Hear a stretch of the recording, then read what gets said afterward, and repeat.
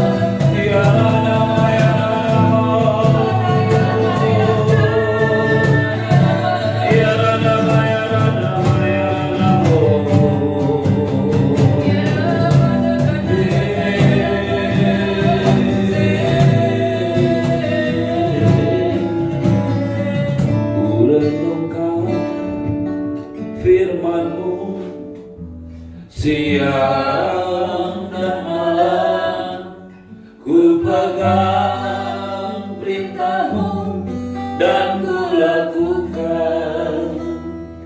Engkau tahu ya Tuhan tujuan hidupku hanyalah untuk menyenangkan hati-Mu. Ku renungkan firman-Mu. Biar pagi hari ini kita datang kepada Tuhan. Firman Tuhan menguasai hati dan hidup kita. Perintah-Mu dan ku lakukan.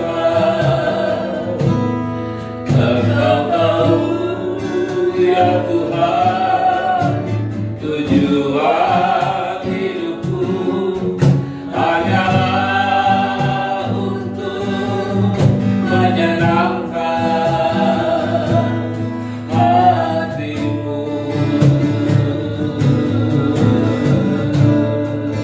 Terima kasih Tuhan, terima kasih. Kami berdoa pagi hari ini biar hidup kami selalu menyenangkan. Terima kasih untuk keselamatan yang Kau anugerahkan kepada kami. Terima kasih untuk anugerah kami boleh datang kepada-Mu Tuhan. Tapi pagi ini kami mau berdoa kepada-Mu Tuhan, biar hidup kami senantiasa menyenangkan. Biar Kau melihat dan senang dengan hidup kami Tuhan. Bukan karena kami memanggil nama-Mu setiap pagi saja Tuhan, tetapi kami boleh hidup sesuai dengan kebenaran-Mu dalam kehidupan kami. Ada buah-buah yang kekal, ada kerinduan. Kami berdoa ya Bapa, setiap hari dalam hidup kami boleh semakin diubahkan Tuhan, menjadi orang-orang yang menyenangkan hati-Mu dalam setiap kehidupan kami, dalam pikiran, dalam perbuatan, dalam sikap hati kami Tuhan, dalam perkataan. Biar semuanya itu sungguh menyenangkan hati-Mu. Terima kasih ya Bapa. Pagi ini kami mau datang kepada-Mu, bahwa setiap kami Roh Kudus, dimanapun kami berada, hidup kami adalah hidup yang menyenangkan Tuhan. Terima kasih ya Bapa. Dalam nama Tuhan Yesus semua yang percaya dan siap diberkati Tuhan berkata amin. Shalom Bapak Ibu, shalom. Bersyukur kepada Tuhan, minggu ini kita masuk dalam minggu yang baru, bulan yang baru bersama-sama dengan Tuhan. Kasih setia Tuhan tidak pernah berkesudahan. Kasih setia Tuhan selalu baru tiap hari, dan itu disediakan buat Anda dan saya yang mengasihi Tuhan. Baik, mari kita lihat firman Tuhan di Mazmur pasal 26. Mazmur 26 ayat yang pertama. Berilah keadilan kepadaku ya Tuhan, sebab aku telah hidup dalam ketulusan. Kepada Tuhan aku percaya dengan tidak ragu-ragu. Ujilah aku ya Tuhan dan cobalah aku. Selidikilah batinku dan hatiku. Sebab mataku tertuju pada kasih setiamu, dan aku hidup dalam kebenaran. Bapak Ibu yang saya kasih dalam Tuhan, Daud adalah orang yang berkenan kepada Tuhan. Daud adalah orang yang mengerti hatinya Tuhan. Dan semua itu Daud lakukan bukan hanya slogan, bukan hanya sebuah kata-kata, bukan hanya sebuah bahasa-bahasa indah, quote-quote indah, tapi dia lakukan itu seumur hidupnya. Daud telah membuktikan kasihnya kepada Tuhan. Daud adalah orang yang berhasil menarik perhatian Tuhan di antara banyak orang-orang lain yang hidup pada masanya. Mengapa Bapak Ibu sekalian, kalau di dalam kita Mazmur 132 kita telah melihat kerinduan hati Daud, apa yang ada dalam hati Daud. Dan ini adalah satu prinsip yang luar biasa yang 10 tahun ini saya belajar dalam kehidupan saya. Setelah melayani Tuhan 25 tahun lebih, saya merasakan ada sesuatu yang saya harus ubah dalam hidup saya. Saya merasakan ada sesuatu yang saya harus tambah dalam hidup saya. Saya merasakan ada sesuatu yang harus saya belajar lagi. Dan 10 tahun ini saya belajar satu perkara, bagaimana menjadi orang yang menyenangkan hati Tuhan. Amin. Saya tahu persis Tuhan menyelamatkan saya dalam kasih karunia-Nya. Saya adalah orang yang tidak layak. Saya hidup karena kasih karunia-Nya. Saya diselamatkan karena kasih karunia-Nya. Tetapi setelah itu semua terjadi, saya kemudian melayani Tuhan. Saya mencoba melakukan apa yang saya tahu saya lakukan, dan itu tidak salah sama sekali. Tetapi dalam hati ini ada satu kerinduan, Tuhan, aku ingin lebih dekat lagi dengan Engkau. Aku ingin belajar lagi. Aku ingin terus belajar daripada-Mu. Mengapa Bapak Ibu sekalian? Karena Tuhan Yesus sebagai Tuhan akan datang kembali ke dunia ini. Dan yang dia akan jemput bukanlah anak-anak. Yang akan dia nikahi itu adalah mempelai Kristus. Dan tidak ada satu orang Kristen pun yang lahir langsung menjadi mempelai. Mereka harus belajar bertumbuh, menyadari sebagai anak, kemudian bertumbuh menjadi dewasa, mengenal Tuhan, mengasihi Tuhan, sampai akhirnya dewasa rohani menjadi mempelai Kristus. Kita harus mengerti tujuan dan timeline-nya Tuhan. Kita tidak bisa berkata kepada Tuhan, Tuhan, terima kasih Kau sudah menyelamatkan aku, dan aku hari ini ingin berjumpa dengan Kau dan bersanding dengan Kau sebagai mempelai. Tentu saja tidak, Bapak Ibu sekalian. Anda dan saya mesti belajar bertumbuh dalam kedewasaan. Anda dan saya mesti belajar merubah sikap hidup Anda. Kenapa? Karena semua yang lama yang ada dalam diri saya dan Anda dan kita semua itu sudah disalibkan bersama-sama dengan Yesus di atas kayu salib.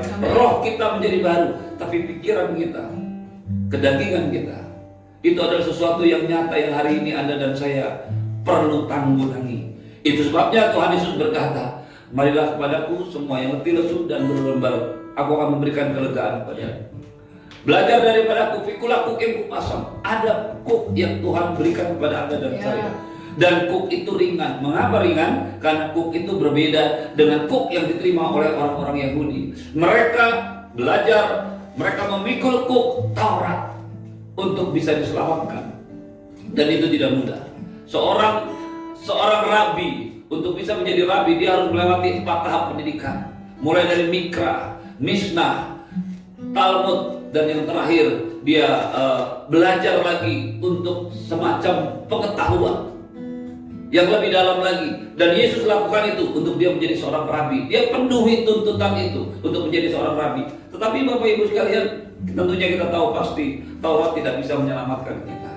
Taurat tidak bisa menyelamatkan Anda dan saya. Mengapa? Karena sifat dosa kita yang kita wariskan dari Adam, itulah yang membuat Anda dan saya gagal dan gagal lagi.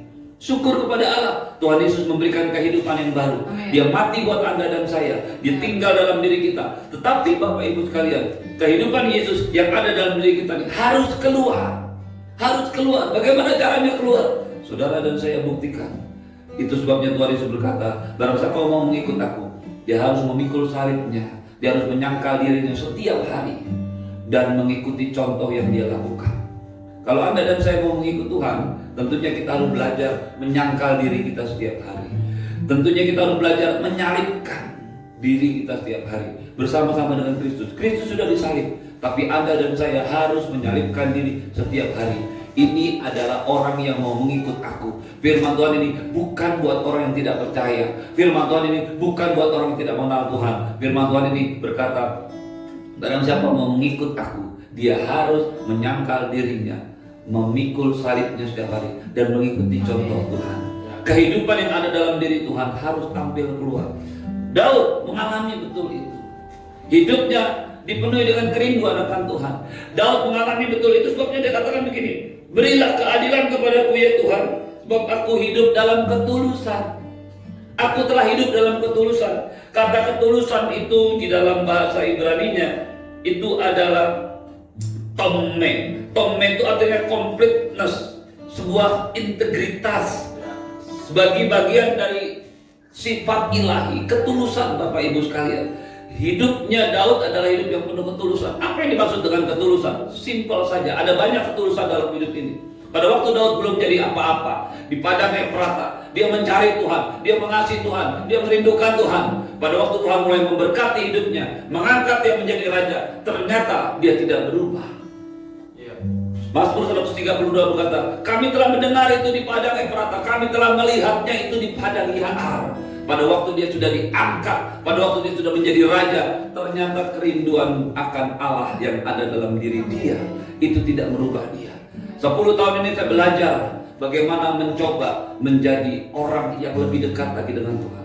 Tidak mudah, karena saya harus banyak mengurangi kegiatan yang lain dan menggantinya dengan mencari Tuhan.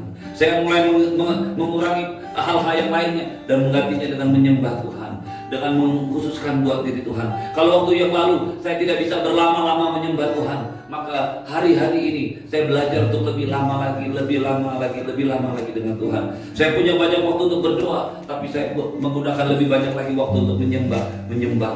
Ketulusan itulah yang ada dalam diri Daud. Itulah yang Tuhan lihat. Oh, ternyata orang ini tidak berubah. Pada waktu dia belum punya apa-apa, dan setelah dia menjadi apa-apa, dia tidak pernah berubah. Istana tidak bisa mengubah hati Daud. Istana, kedudukan raja tidak bisa mengubah hati Daud. Itulah ketulusan. Dan orang-orang yang seperti ini adalah orang-orang yang berkata, ujilah aku Tuhan dan cobalah aku. Anda bisa bayangkan Bapak Ibu sekalian, dengan hati Daud yang seperti itu, dia berkata kepada Tuhan, ujilah aku, cobalah aku Tuhan, selidikilah batinku dan hatiku. Pagi ini saya mau berkata kepada Bapak Ibu sekalian, berkat yang Tuhan sudah sediakan buat Anda dan saya, itu adalah sebuah fakta rohani yang luar biasa. Anda dan saya berhak menikmati semua kebaikan Tuhan. Karena Anda dan saya anak-anak Allah. Karena Anda dan saya adalah pewaris tahta kasih karunia. Tapi persoalannya, apakah hatimu dan hatiku siap dengan semua yang akan Tuhan berikan? Apakah kita berani berkata kepada Daud, aku akan hidup dengan ketulusan? Mungkin Anda berkata, Pak, itu perjanjian lama. Saya akan tunjukkan kepada Anda perjanjian baru. Di Antioquia lah pertama kali orang-orang atau murid-murid disebut sebagai orang Kristen. Bukan di Yerusalem, bukan di manapun tempat lain, tempat di mana awal gereja itu berdiri, tapi di Antioquia pertama kali mereka disebut sebagai orang Kristen. Mengapa mereka disebut orang Kristen? Karena mereka punya KTP? Tentu saja tidak.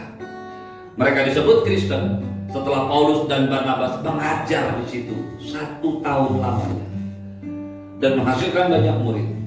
Dan dari situ orang-orang memanggil mereka sebagai orang Kristen. Bukan hanya karena percaya kepada Yesus, tapi kehidupan mereka sudah seperti Kristus.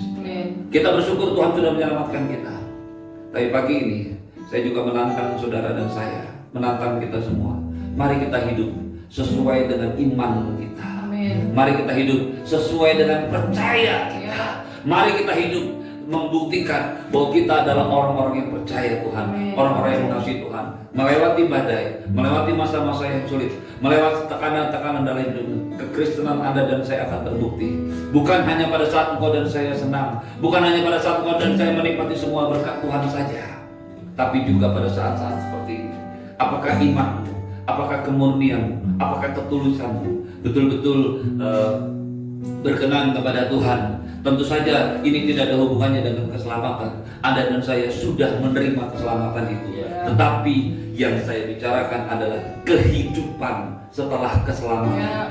Keselamatan itu kasih karunia Tuhan, tapi kehidupan keselamatan itu adalah usaha Anda dan saya untuk semakin hari semakin bertumbuh, semakin hari semakin mengenal Tuhan, semakin hari semakin menjadi dewasa. Anda dan saya tidak menjadi dewasa dalam sekejap.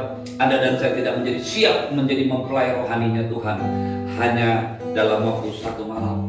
Perlu banyak waktu, perlu banyak penyerahan diri, perlu banyak penyembahan, perlu banyak kehausan, perlu banyak cinta kita kepada Tuhan. Sehingga satu kali Tuhan akan melihat hidup kita dan Dia puas dengan hidup kita. Mari buktikan imanmu, buktikan percayamu dengan sikap kita, dengan kata-kata kita, dengan kehidupan kita. Satu kali engkau dan saya akan berdiri di tahtanya Allah, dan Tuhan akan puas dengan hidup kita. Bukan hanya pada apa yang engkau dan saya percayai, tapi Dia juga puas dengan kehidupanmu. Mari kita datang ke Tuhan. Bagi berdiri di tempat duduk masing-masing, siaran nama Santa Kaya namamu.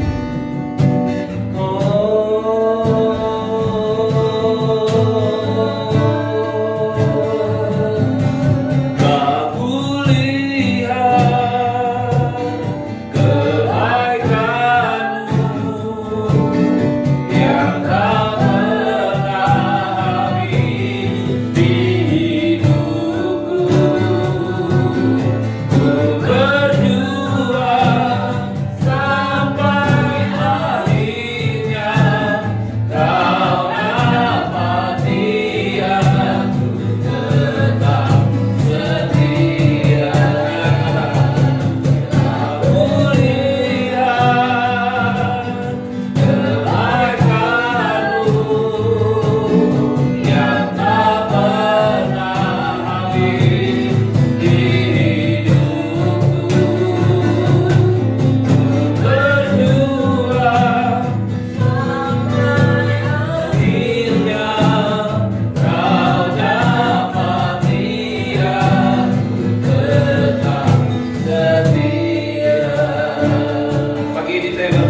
kepadamu Bapak Ibu sekalian. Engkau yang sudah melihat kebaikan Tuhan dalam hidupmu. Engkau yang sudah melihat kasih setia Tuhan dalam hidupmu. Engkau yang sudah mengaku percaya dan bertobat menerima Tuhan Yesus sebagai Tuhan dan Juru Selamat pribadi. Mari berjuang sampai pada akhirnya.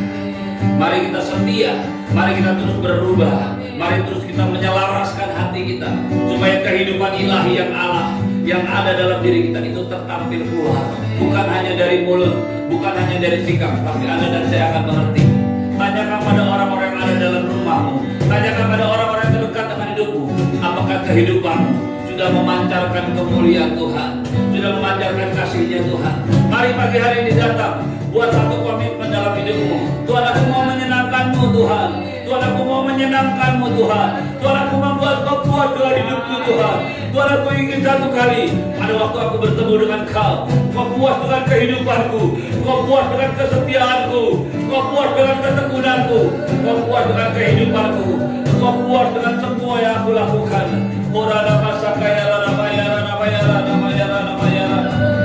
Datang kepada Tuhan pagi hari.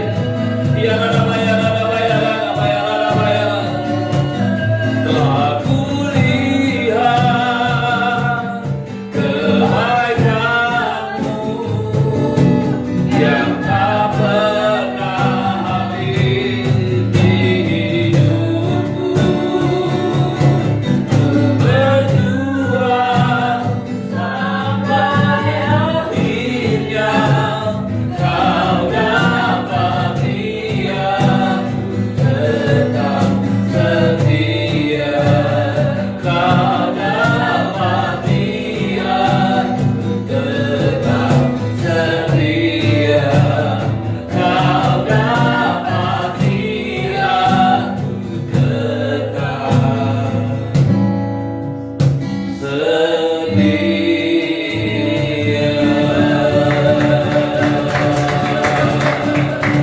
Arahkan hati dan pikiranmu kepada Tuhan. Bapak Ibu, mari kita mulai minggu ini, bulan ini, di dalam sebuah komitmen pribadi kita kepada Tuhan.